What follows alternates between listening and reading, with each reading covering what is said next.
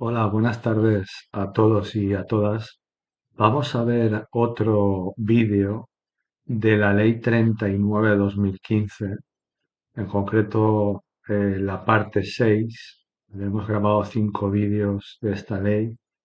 Vamos a usar como siempre nuestro formato de preguntas tipo test que han salido en exámenes reales de oposiciones y aprovechamos esas preguntas para explicar detalladamente la ley.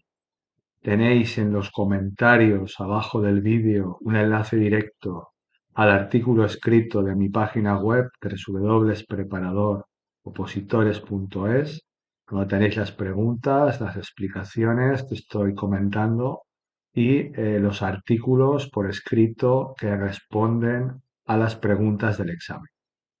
Yo soy Emilio Blasco y bueno, vamos a empezar este vídeo. Van a ser 5 preguntas de la Ley 39/2015 con un grado de complejidad medio, un poco rebuscadas, pero bueno, la verdad hay que aprender con cosas que vayan subiendo el nivel, ¿vale? Entonces vamos a ver si os sirven para mejorar el entendimiento de esta ley fundamental para mí, que es la 39/2015 del procedimiento administrativo común de las administraciones. Vamos al lío. Primera pregunta. De acuerdo con la ley 39/2015 de 1 de octubre del procedimiento administrativo común de las administraciones públicas, señale la respuesta incorrecta. En todo este vídeo vamos a buscar las preguntas falsas. Dice, serán motivados con sucinta referencia de hechos y fundamentos de derecho, ¿vale? Nos vamos al artículo 35 de la ley, artículo 35 de la ley 39/2015, que se llama motivación. Entonces nos preguntan, ¿serán motivados con sucinta referencia de hechos y fundamentos de derecho? Apartado A dice los actos administrativos que resuelvan procedimientos de revisión de oficio de disposiciones o actos administrativos, recursos administrativos y procedimientos de arbitraje y los que declaren su inadmisión.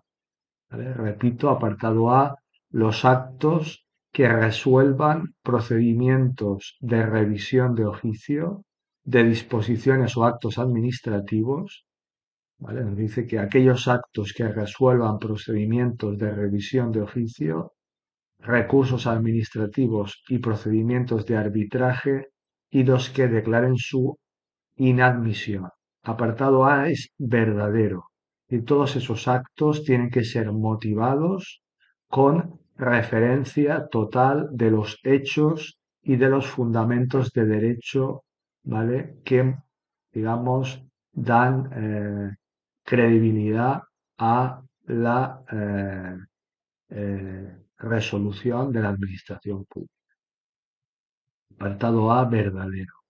Apartado B, dice, también deben ser motivados con sucinta referencia de hechos y fundamentos de derecho los acuerdos de aplicación de la tramitación de urgencia, de ampliación de plazos y de realización de actuaciones complementarias. También es verdadera, ¿vale? El apartado B. El apartado C dice, las propuestas de resolución en los procedimientos de carácter sancionador, así como los actos que resuelvan procedimientos de carácter sancionador o de responsabilidad patrimonial.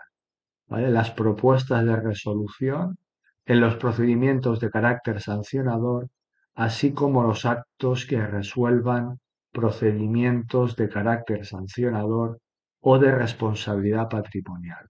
También es verdadero este apartado C.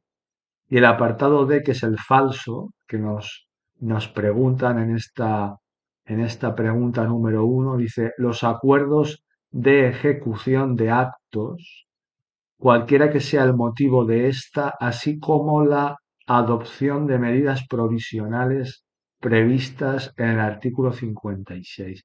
Este es falso, ¿vale? Porque dice los acuerdos de ejecución y en el artículo 35 pone los acuerdos de suspensión de actos, cualquiera que sea el motivo de esta, así como la adopción de medidas provisionales previstas en el artículo 56. ¿Vale?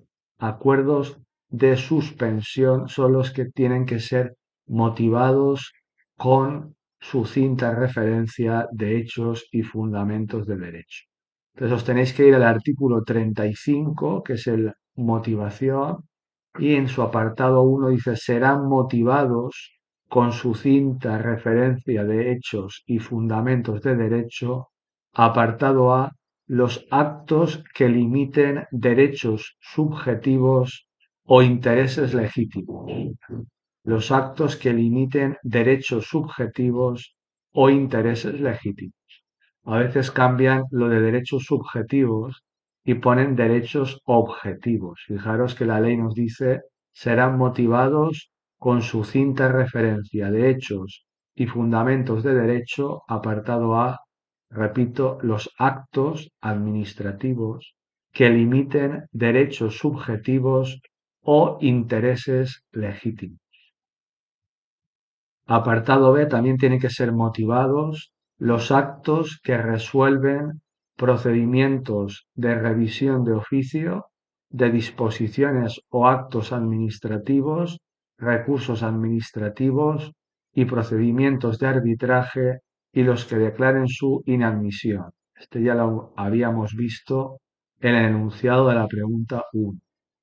Apartado C, también serán motivados, ¿vale? Los actos que se separen del criterio seguido en actuaciones precedentes o del dictamen de órganos consultivos, es decir, aquellos actos que se separen del criterio seguido en actuaciones similares, dada esa separación de lo que es habitual, pues tendrán que también ser especialmente motivados. Apartado E dice los acuerdos de suspensión de actos. Acordaros, los acuerdos de suspensión de actos, no de ejecución de actos, como decía en el enunciado de la pregunta. Los acuerdos de suspensión de actos, cualquiera que sea el motivo de esta, de la suspensión, así como la adopción de medidas provisionales previstas en el artículo 56. Cualquier medida provisional también debe ser motivada. Apartado E dice los acuerdos de aplicación de la tramitación de urgencia, de ampliación de plazos y de realización de actuaciones complementarias.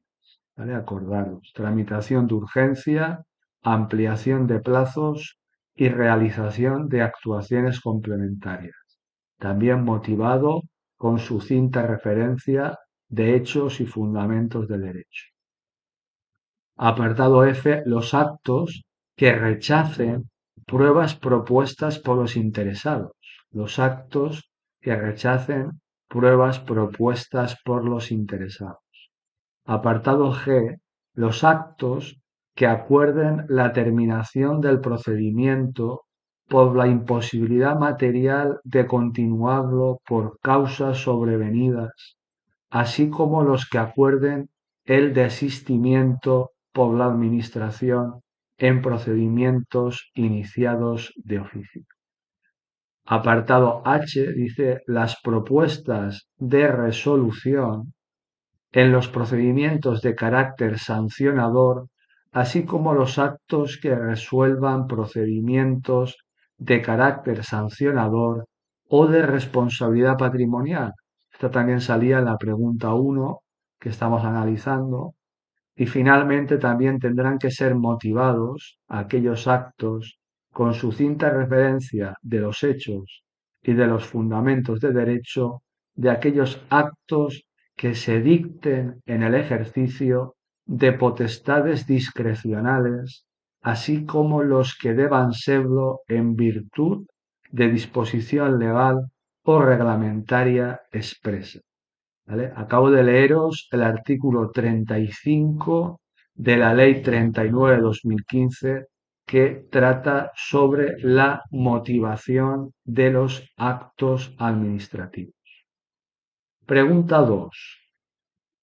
De acuerdo con la Ley 39/2015, señale la respuesta falsa. Apartado A. Dice, los actos de las administraciones públicas sujetos al derecho administrativo se presumirán válidos y producirán efectos desde la fecha en que se dicte.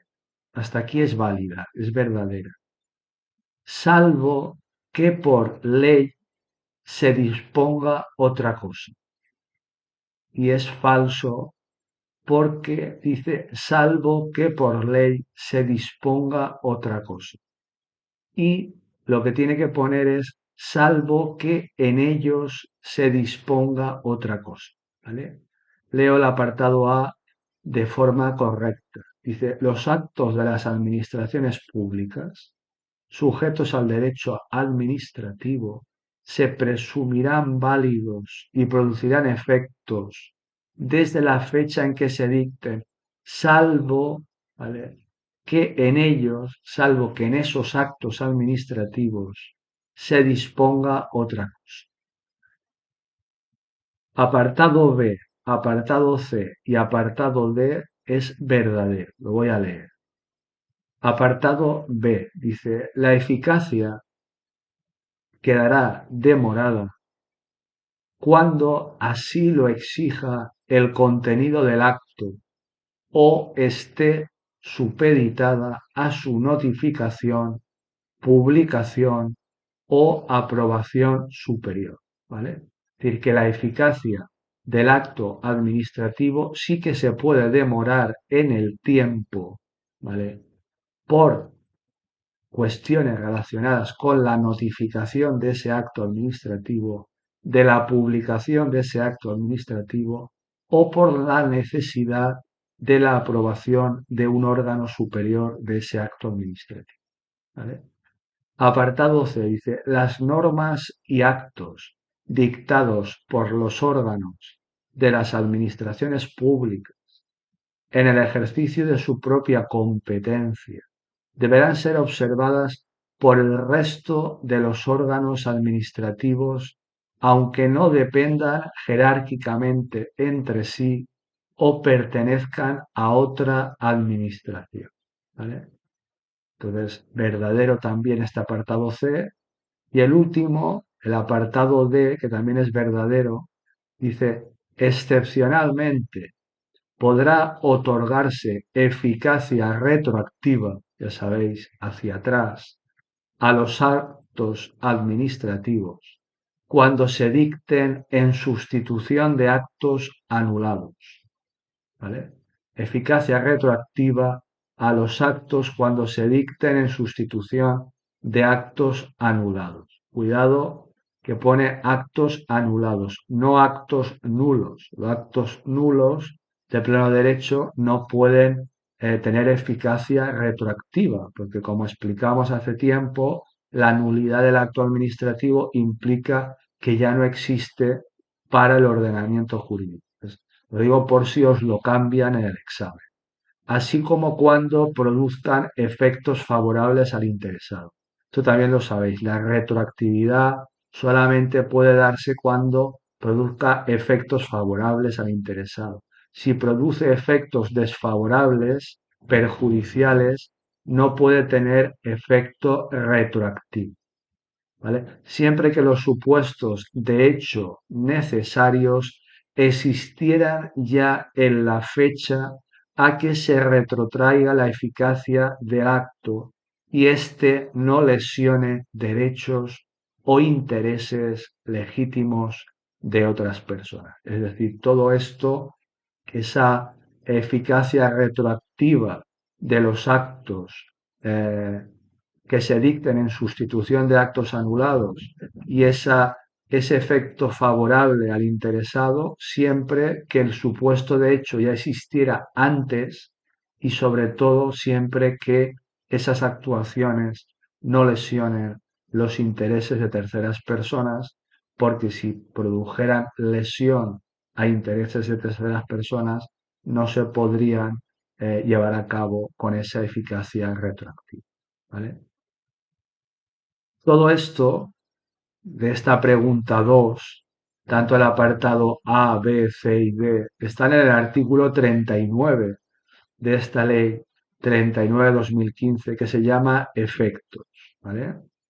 Entonces, lo leo, dice, los actos de las administraciones públicas sujetos al derecho administrativo se presumirán válidos y producirán efectos desde la fecha en que se dicten, salvo que en ellos se disponga otra cosa.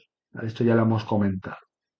Apartado 2. La eficacia quedará demorada cuando así lo exija el contenido del acto o esté supeditada a su notificación, publicación o aprobación superior.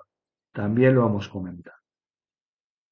3. Excepcionalmente podrá otorgarse eficacia retroactiva a los actos cuando se dicten en sustitución de actos anulados, así como cuando produzcan efectos favorables al interesado, siempre que los supuestos de hecho necesarios existieran ya en la fecha a que se retrotraiga la eficacia del acto y ésta no lesione derechos o intereses legítimos de otras personas.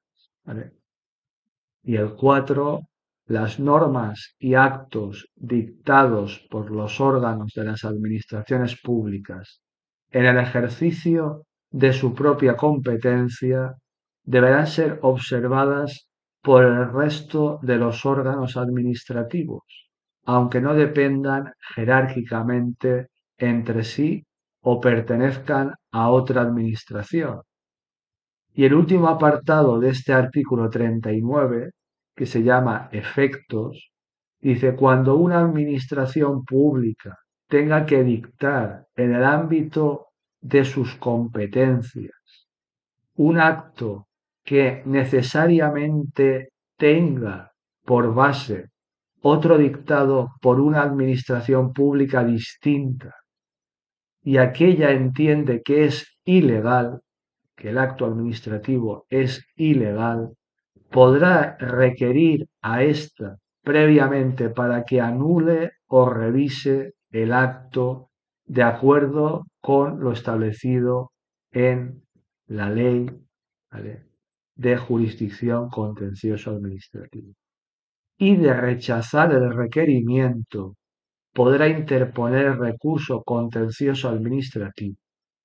En el resto de casos, ¿vale?, quedará supeditado el procedimiento para dictar resolución.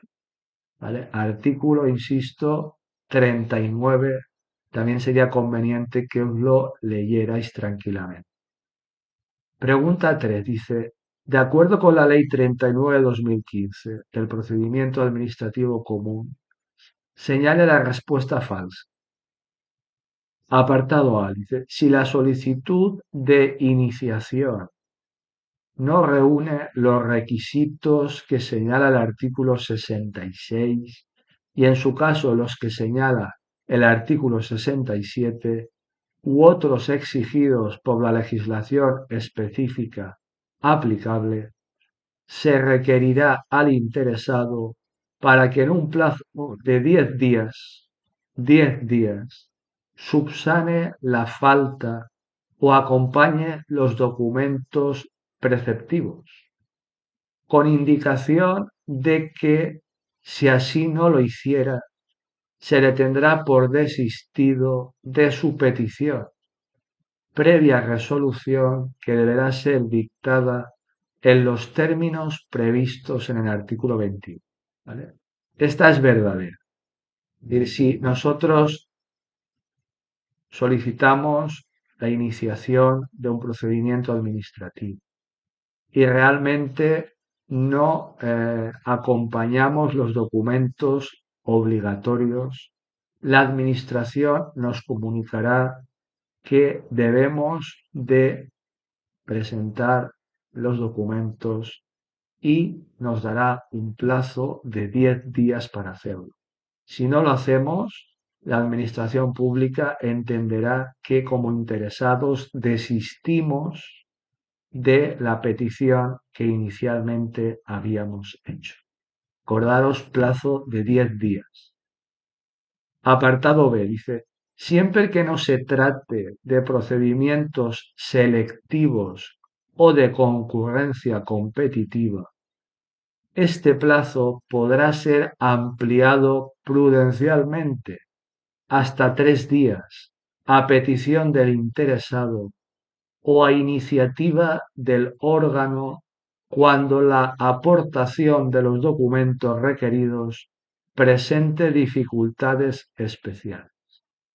Este apartado B es falso.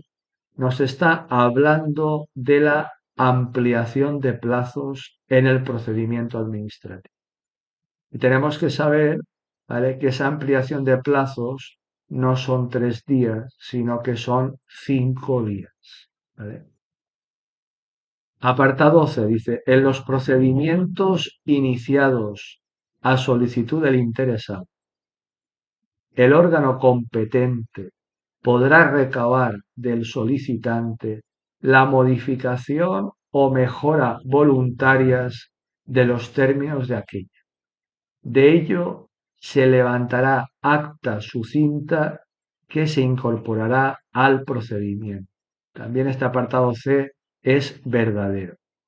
Y el último, el apartado D, también es verdadero, dice, si alguno de los sujetos a los que hace referencia el artículo 14.2 y 14.3 presenta su solicitud presencialmente, las administraciones públicas requerirán al interesado para que la subsane a través de su presentación electrónica. A estos efectos, se considerará como fecha de presentación de la solicitud aquella en la que haya sido realizada la subsanación. ¿Vale? Todo esto está en el artículo 68, que se llama subsanación y mejora de la solicitud. ¿Vale? Acordaros, interesante, acordaros que hay un plazo de 10 días para subsanar la falta de documentos preceptivos. ¿Vale? Y que siempre que no se trate de procedimientos selectivos o de concurrencia competitiva, como puede ser, por ejemplo, una oposición, ¿vale?, el plazo inicial podrá ser ampliado prudencialmente, nos dice la ley, hasta 5 días a petición del interesado o a iniciativa del órgano cuando la aportación de los documentos requeridos presenten una dificultad especial. Es decir, que hasta 5 días nos puede dar la Administración de más como ampliación de plazo. Acordaos que en el examen nos ponían 3 días, por eso era falso. ¿Vale? Pregunta 4. Dice, de acuerdo con la Ley 39 de 2015 del procedimiento administrativo común de las administraciones públicas, señala la respuesta incorrecta. También buscamos la falsa. Apartado A. Salvo disposición expresa en contra, los informes serán facultativos y no vinculantes. Verdadero. Acordaros que pueden haber informes facultativos, que son aquellos que son no vinculantes, e informes preceptivos, que son obligatorios y vinculantes. Entonces nos dice la ley, salvo disposición expresa en contrario, los informes serán facultativos y no vinculantes. Si la ley no dice nada, los informes serán facultativos y no vinculantes. Apartado B dice, los informes serán emitidos a través de medios electrónicos y de acuerdo con los requisitos que señala el artículo 26 en el plazo, y aquí está lo importante, de 10 días, salvo que una disposición o el cumplimiento del resto de los plazos del procedimiento permita o exija otro plazo mayor o menor. Apartado B, verdadero también. Apartado C, que también es verdadero, dice, si el informe debiera ser emitido por una administración pública distinta de la que tramita el procedimiento, en orden a expresar el punto de vista correspondiente a sus competencias respectivas y transcurriera el plazo sin que aquel se hubiera emitido, se podrán proseguir las actuaciones. Verdadero también. Y la pregunta D, que es la falsa, la que nos exigen en el tipo test, en el examen de la oposición, dice, el informe emitido fuera de plazo deberá ser tenido en cuenta al adoptar la correspondiente resolución. Esta es falsa.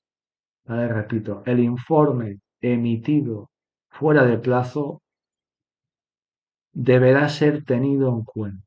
Esto es falso, porque la ley dice podrá no ser tenido en cuenta.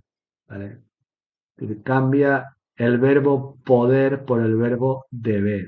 ¿Vale? Entonces es lógico. Si un informe es emitido fuera de plazo, la administración lo que puede hacer es no considerar ese informe, no tenerlo en cuenta al adoptar la correspondiente resolución. ¿Por qué? Pues porque lo has presentado fuera de plazo. Pero no dice que no será tenido en cuenta nunca. Dice que podrá no ser tenido en cuenta, porque a lo mejor la administración, aunque lo hemos presentado ese informe fuera de plazo, lo considera tan importante que al final sí que lo tiene en cuenta. Entonces, lo deja a la interpretación de la administración. ¿Vale? Fijaros, el verbo poder, podrá no ser tenido en cuenta. Todo esto está en el artículo 80 que se llama emisión de informes.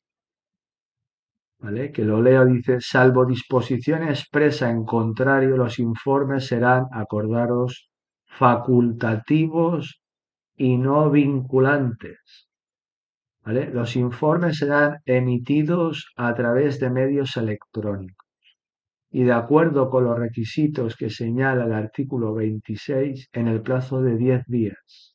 Si los informes a través de medios electrónicos, ya sabéis que esta ley 39/2015, el objetivo principal es que todo se realice a través de medios electrónicos y los informes no iban a ser la excepción. Esos informes serán emitidos a través de medios electrónicos, ¿vale? En el plazo de 10 días. Apartado 3 dice de no emitirse el informe en el plazo señalado, ¿vale? Y sin perjuicio de la responsabilidad a que ello nos conlleve, se podrán proseguir las actuaciones salvo cuando se trate de un informe preceptivo, es decir, salvo cuando sea un informe obligatorio, en cuyo caso se podrá suspender el transcurso del plazo máximo legal para resolver el procedimiento. Es decir, si el informe es un informe facultativo y no está en ese plazo de 10 días, pues el procedimiento administrativo va a seguir su curso. Pero si el informe es un informe preceptivo obligatorio, se va a suspender, se podrá, la administración va a decidir si suspende o no el procedimiento ¿vale? Para resolver el procedimiento, ¿vale? Es decir, va a suspender, perdón, el plazo máximo para resolver el procedimiento, para que no sigan contando los días. Y el apartado 4 que ya lo hemos visto, si el informe debiera ser emitido por una administración distinta de la que tramita el procedimiento, digamos que la administración necesita un informe de otra administración distinta, ¿vale? Eh, y transcurre el plazo sin que ese informe nos lo mande la otra administración, pues se podrán proseguir las actuaciones. Y finalmente la pregunta 5, que también vamos a buscar la falsa. En este vídeo ya os lo he comentado que iba a poner solamente preguntas incorrectas, porque creo que son las más complicadas en los exámenes. Dice, de acuerdo con la ley 39/2015, de 1 de octubre, señale la respuesta incorrecta. Apartado A dice, ponen fin a la vía administrativa la resolución de los procedimientos complementarios en materia sancionadora a los que se refiere el artículo 90.4. Verdadero. Apartado B dice, ponen fin a la vía administrativa los acuerdos, pactos, convenios o contratos que tengan la consideración de finalizadores del procedimiento. Verdadero. Si hay un pacto, hay un convenio, hay un contrato que tenga la consideración de finalizador, por supuesto. ¿Vale? Eso pone fin a la vía administrativa. Apartado C dice, ponen fin a la vía administrativa la resolución administrativa de los procedimientos de responsabilidad patrimonial, cualquiera que fuese el tipo de relación pública o privada de que derive, también es verdadera. Y la D, que será la falsa, dice, ponen fin a la vía administrativa las resoluciones de los órganos administrativos que carezcan de superior jerárquico, salvo que una ley o reglamento establezca lo contrario. Esta es falsa porque han tenido la mala idea de añadir salvo que una ley o reglamento. Ese o reglamento sobra. La ley lo que dice es que ponen fin a la vía administrativa las resoluciones de los órganos administrativos que carezcan de superior jerárquico, salvo que una ley establezca lo contrario. Todo esto lo tenéis en el artículo 114, que se llama Fin de la vía administrativa, donde especifica qué pone fin a la vía administrativa. Entonces dice, apartado A, ponen fin a la vía administrativa, acordaros, las resoluciones de los recursos de alzada, ¿vale? La resolución de un recurso de alzada pone fin a la vía administrativa, ¿vale? Apartado B dice, las resoluciones de los procedimientos a que se refiere el artículo 112.2, ¿vale? Las resoluciones de los órganos administrativos que carezcan de superior jerárquico, salvo que una ley establezca lo contrario. Fijaros lo que os he comentado, salvo que una ley establezca lo contrario. Apartado D, que ya lo hemos visto en la pregunta, los acuerdos, pactos, convenios o contratos que tengan la consideración de finalizadores del procedimiento.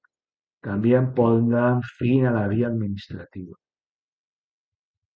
La resolución administrativa de los procedimientos de responsabilidad patrimonial, cualquiera que fuese el tipo de relación pública o privada de que se derive. Apartado F, la resolución de los procedimientos complementarios en materia sancionadora y el último, el G, dice pondrán fin a la vía administrativa las demás resoluciones de órganos administrativos cuando una disposición legal o reglamentaria así lo establezca. Bueno, pues con esto acabamos este vídeo, estas 5 preguntas de la Ley 39/2015. En todos los casos hemos justificado cuál es la pregunta errónea, la falsa, la incorrecta, sobre todo para practicar en el tipo test que a veces mezclan buscar la pregunta verdadera, que es a lo que estáis acostumbrados, con preguntas donde se exige que busquéis la pregunta falsa, la equivocada. Y eso a veces uno no está tan acostumbrado y por eso este vídeo y el próximo de esta ley 39/2015 vamos a intentar practicar, buscar la pregunta equivocada, la pregunta incorrecta. Bueno, espero que este vídeo os sirva para preparar la oposición. Como siempre, cualquier duda me la podéis consultar a través de cualquier vía. Agradeceros vuestra atención y animaros, como siempre, muchísimo ánimo, muchísima fuerza para preparar la oposición y, como siempre, para aquellas personas que son un poquito más mayores, siempre un poquito más de ánimo y un poquito más de fuerza para ellos, ¿vale? Muchísimas gracias y un fuerte abrazo a todos y a todas. Buenas tardes.